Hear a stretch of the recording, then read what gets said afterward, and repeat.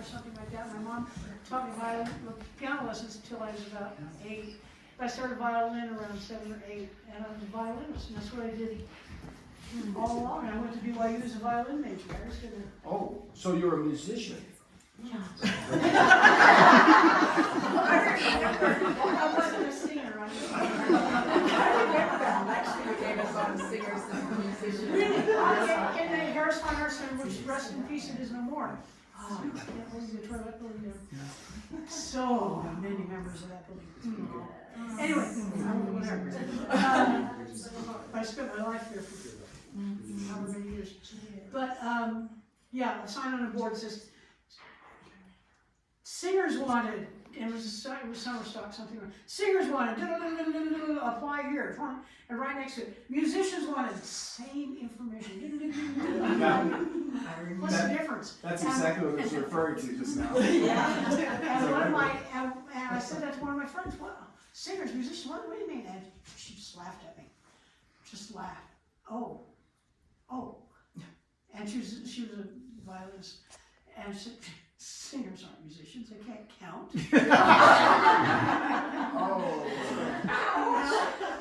That's fair. In their mouth and out comes this noise. Yeah. I was a dumb little freshman.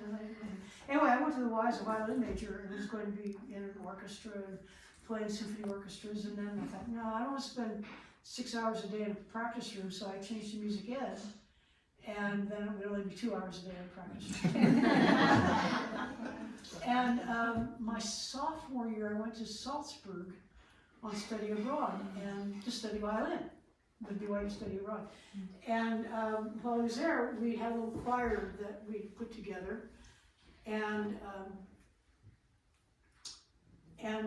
we sang here and sang there. We were doing a concert with the Mozarteum Orchestra or something. It was kind of fun. I had sung in choirs before. I sang Bloody Mary in high school when I was a senior. I'm guessing you can't figure that one out. But I sang in choir in high school and a little bit here and there, but it was just, violin was my thing.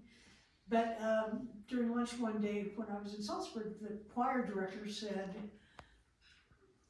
have you ever thought about doing something seriously with your voice? I went, no.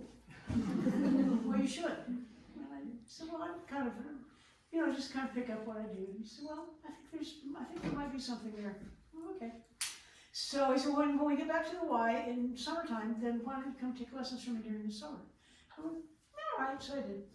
And at the end of and so that summer, I took lessons and just really got into it. And at the end of the summer, he said, well, so are you going to change to a voice major? And I went, I can't do that.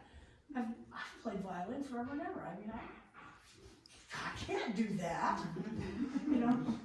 And then he said, well, tell me, when you go into a practice room, which do you enjoy practicing more, singing or playing your violin?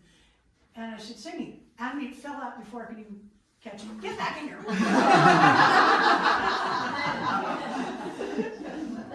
Most honest moment of my life, I guess, but I just said singing. And he said, well, there's your answer. And so I said, okay. And I was in, I don't know if you know how BYU's private lessons go, but I was in upper division violin, meaning I was going on, upper division. And I'd gotten into that, and I didn't want to slow down my progress because I was going to be a junior and go on. And so I thought, well, I wonder if I can get upper division in voice. And he said, maybe not. So, and he said, it's not because you don't have a good enough voice, but you don't have the repertoire. So I went to the coordinator and told him what I wanted to do and switched to voice. And he said, well, okay, but you don't have the repertoire. Well, okay, but I really, as soon as I can, I want to try to get into upper division so I don't slow things down so much.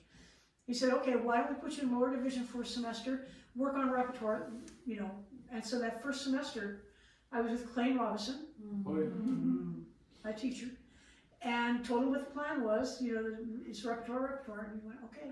So I was learning 3 and 4 songs a week, memorizing them. Wow. 4 languages. No wonder you made us memorize. Because I had to get, hey man, if I had to do it, you had to do it. Because I had to get the repertoire in place, got to juries, gave them the list, you were involved this semester? Yep. Really?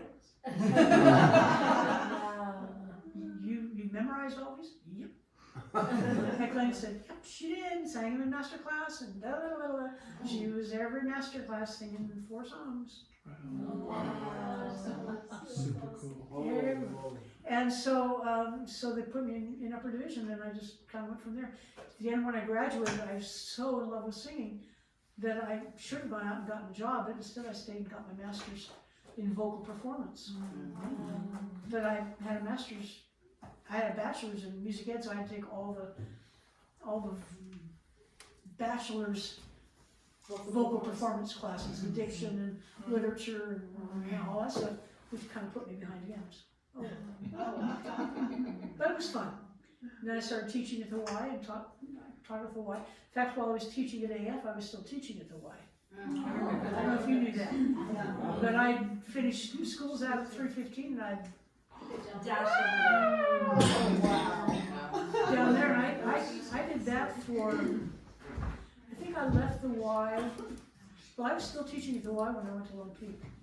The whole time you were in American Force? You started in AF in 83? 85. 85? Yeah. 85, 86. Oh, right. Funny now. You graduated in 88? 88. Yeah. Well, who graduated in 88? Most of you? Who were the 87? So 80, you were the bunch that had me all 3 years. Yep. Yeah. Did anybody only have me the 2 years graduated in 87? Me and Dan. Amy and Well, Dan didn't come. Dan For was just like, 1 year. Yeah, For just he one was- He year. only came his senior year, so we had to did he go away? No, He he's is here. here, he just went out for a sec. Okay. So who? Because I remember when he moved in, I went, wow, what a tenor. Yes. Yeah. Oh, He only came, he just came his senior